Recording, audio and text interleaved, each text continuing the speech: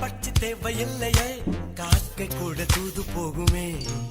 காதல் ஜோதி புகைவதில்லை, காதல் என்றும் குற்றமே பார்ப்பதில்லை.